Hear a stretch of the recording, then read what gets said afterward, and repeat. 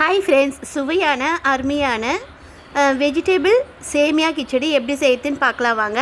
எவ்வளோ சூப்பராக friends, welcome to Amudha kitchen. Amudha கிச்சனில் இன்றைக்கி சுவையான சேமியா கிச்சடி எப்படி செய்யுதுன்னு பார்க்கலாம். குறைந்த எண்ணெய் தான் இதுக்கு வந்து தேவைப்படும். எப்போதும் வந்து வெஜிடபிள்ஸ் குடமிளகா வந்து ஒன்று எடுத்துகிட்டு இருக்கேன், மீடியம் சைஸ் உருளைக்கிழங்கு ஒன்று எடுத்துகிட்டு இருக்கேன், பீன்ஸ் கொஞ்சமாக எடுத்துகிட்டு இருக்கேன், பெரிய சைஸு கேரட்டு ஒன்று எடுத்துகிட்டு இருக்கேன். இதை வந்து குறைஞ்ச எண்ணெயிலேயே நம்ம வந்து நல்லா வதக்கி விட்டுக்கலாம். உப்பு சேர்த்து சீக்கிரம் வந்து வதங்கிடும். தாளிக்கு தேவையான பொருட்கள்: கடுகு 1/4 டீஸ்பூன், உளுத்தம்பருப்பு 1/2 டீஸ்பூன், கடலப்பருப்பு 1/4 டீஸ்பூன், பிரிஞ்சி இலை 1, கல்பாசி 1, நட்சத்திரப்பூ 1 டீஸ்பூன், சோம்பு 1, மராட்டி மொக்கு 1, ரோல் பட்டை கொஞ்சமாக 2 ஏலக்காய். இது நல்லா வந்து பொரிஞ்சதுக்கப்புறமா நம்ம வந்து பருப்பெல்லாம் சேர்த்துக்கலாம். மீடியம் சைஸ் தக்காளி 1, மீடியம் சைஸ் வெங்காயம் 3, அரை துண்டு இஞ்சி இது போல் தோல் சீவிட்டு பொடியாக கட் பண்ணி எடுத்துக்கோங்க. 20 பல் பூண்டு தோல் எடுத்துகிட்டு வச்சுருக்கேன். 7 பச்சை மிளகா, கருவேப்பிலை தாளிக்க, ஃபைனலாக தூவுறதுக்கு கொத்தமல்லி. இப்போ வந்து சேமியா வந்து எவ்வளோ எடுத்துகிட்ருக்கேன் அப்படின்னு பார்த்தீங்கன்னா, சேமியா கரெக்டாக 400 கிராம் சேமியா எடுத்துகிட்ருக்கேன். இந்த 400 கிராம் சேமியாவுக்கு கரெக்டாக நம்ம கிச்சடிக்கு 5.5 கிளாஸ் தண்ணி வச்சோம்னா சரி. 4 டேபிள் ஸ்பூன் நல்லெண்ணெய் விட்டுருக்கேன். இப்போ இந்த பிரிஞ்சி கல்பாசி எல்லாத்தையும் சேர்த்துக்கலாம். முதல்ல எண்ணெய் நல்லா ஹீட் ஆயிடுச்சு. பிரிஞ்சி இலையை நல்லா வந்து செவக்க விடுங்க. அப்போ தான் நமக்கு கேஸ் ட்ரபிள் ஆகாமல் இருக்கும். இல்லைனா பிரிஞ்சி இலை கேஸ் ட்ரபிள் உண்டு பண்ணும்.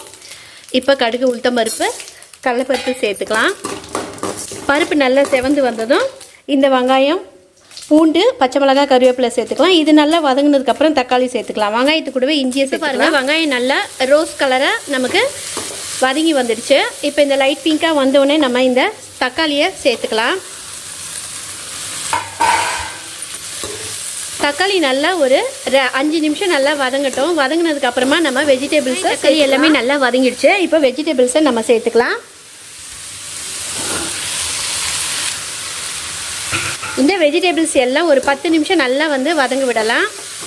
ஆயிலே வந்து தேவையில்லை. நம்ம ஃபஸ்ட்டு விட்டும் பாருங்கள் 4 டேபிள் ஸ்பூன் நல்லெண்ணெய். அதுவே வெஜிடபிள்ஸ் நல்லா வதங்கும் போதே நம்ம தேவையான அளவு கல்லுப்பு சேர்த்துக்கலாம். நீங்கள் எந்த அளவுக்கு சேமியா எடுத்துக்கிறீங்களோ அந்த அளவுக்கு உப்பு கல்லுப்பு சேர்த்துக்கோங்க. கல்லுப்பு நம்மளோட ஹெல்த்துக்கு எப்பவுமே நல்லது. கம்மியாகவே சேர்த்துக்கோங்க. ஃபைனலாக நம்ம வந்து தண்ணி ஊற்றிட்டு நல்லா கொதிக்கும் போது சேமியா போடுறதுக்கு முன்னாடி அளவு பார்த்துக்கலாம். உப்பு வந்து குறைவாக இருந்தால் சால்ட். வெங்காயம், தக்காளி, காய்கள் எல்லாமே நல்லா வதங்கி வந்துடுச்சு. இப்போ நம்ம இந்த கிளாஸில் நம்ம தண்ணி எடுத்துக்கலாம். இப்போ இது கரெக்டாக 100 ml தண்ணி பிடிக்கும். இந்த கிளாஸில் 5.5 கிளாஸ் தண்ணி வைக்கிறேன் நான் 400 கிராம் சேமியாவுக்கு. இப்போ இந்த கிளாஸில் நம்ம அளந்துக்கலாம். 100 ml தண்ணி வீதம் நம்ம 5.5 கிளாஸ் நம்ம வச்சுக்கிறோம். இப்போ பாருங்கள், கரெக்டாக 5.5 கிளாஸ் தண்ணி நான் வச்சுட்டேன். உப்பும் சேர்த்தாச்சு. நம்ம இப்போ மஞ்சத்தூள் தான் வந்து சேர்க்கணும். மஞ்சத்தூள் நல்லா ஒரு 1/2 டீஸ்பூன் அளவுக்கு சேர்த்துக்கலாம்.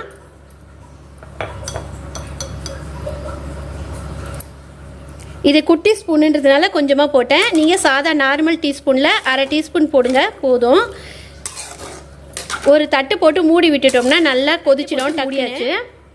கிச்சடி நம்ம ரெடி பண்ணுற நேரத்தில், இடைப்பட்ட நேரத்தில், நம்ம வந்து தண்ணி கொதிக்கிற நேரத்தில் சட்னியும் நான் வந்து ரெடி பண்ணிட்டேன்.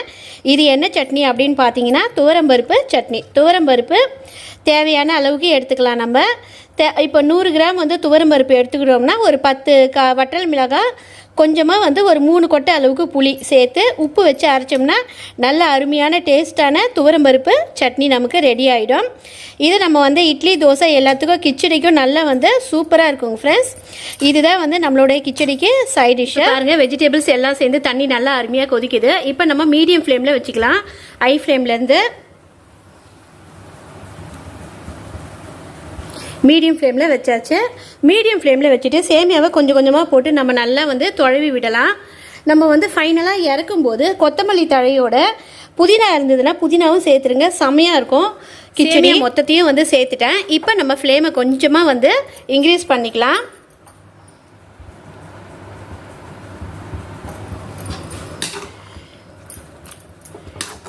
நல்லா நம்ம கிளறி விட்டுக்கலாம். இப்போ பாருங்கள், 3/4 பாக அளவு தண்ணி இழுத்துடுச்சு. இப்போ நம்ம மீடியம் ஃப்ளேமில் வச்சுட்டு நல்லா வந்து குமுற விடலாம். குமுற விட்டோம்னா நல்லா வந்து குழஞ்சி நமக்கு வெந்து வந்துடும் அருமையாக. இப்போ மீடியத்தில் நான் தள்ளிடுறேன். மீடியத்தில் தள்ளிட்டேன். இங்கே பாருங்கள் 2 நிமிஷம் தான் நான் வந்து மேலே தட்டு போட்டு மூடி வச்சுருந்தேன். நல்லா குமுறி நமக்கு எந்த அளவுக்கு வந்து நல்லா பதமாக இருக்குது பாருங்கள், சூப்பராக இருக்குது. இப்போ நம்ம கொத்தமல்லி தூவி இறக்கிக்கலாம். இப்போ பாருங்கள் நமக்கு நல்ல அருமையான சுவையான சேமியா கிச்சடி ரெடி ஆயிடுச்சு. கொத்தமல்லி தூவியாச்சு. இப்போ வந்து ஸ்டவ் வந்து ஆஃப் பண்ணிடலாம். ஓகேங்க ஃப்ரெண்ட்ஸ், இந்த வீடியோ உங்களுக்கு பிடிச்சிருந்தா லைக் பண்ணுங்கள், ஷேர் பண்ணுங்கள், மறக்காமல் சப்ஸ்கிரைப் பண்ணிவிட்டு பெல் ஐக்கானையும் தட்ட மறக்காதீங்க. பாய், தேங்க்யூ.